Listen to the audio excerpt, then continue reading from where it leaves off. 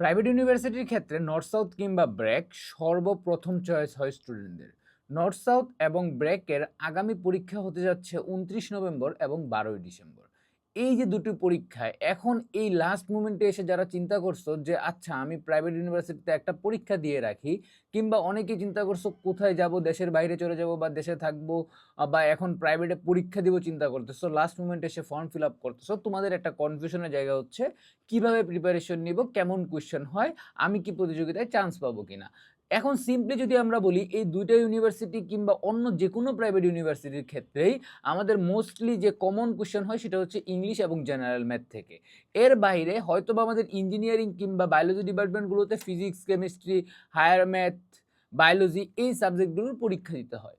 অতএব তুমি যদি চাও তোমার এই যে অল্প একটা সময় হাতে আছে, 7 থেকে 15 দিনের সময়, এই সময়টুকুতে একই সাথে নিজের প্রস্তুতি গুছিয়ে নিতে কিংবা সেপারেটলি নিজের প্রস্তুতি গুছিয়ে নিতে, কিংবা জানতে কিভাবে এসে লিখতে হয়, কোন গ্রামাটিক্যাল পার্টগুলো থেকে কোশ্চেন আসে, কোন ম্যাথমেটিক্যাল টপিকগুলো থেকে আমাদের কোশ্চেন আসবে, ফিজিক্স, কেমিস্ট্রি, বায়োলজি আমরা কিভাবে পড়বো, এছাড়া আমার পরিপূর্ণ একটা প্র্যাকটিস আউটলাইন, তাহলে তোমাদের জন্য সলিউশন হচ্ছে আমাদের প্রাইভেট ইউনিভার্সিটি এডমিশনের কোর্সগুলো, হোক সেটা BRAC, north south, east West কিংবা সবগুলো প্রাইভেট ইউনিভার্সিটি একসাথে।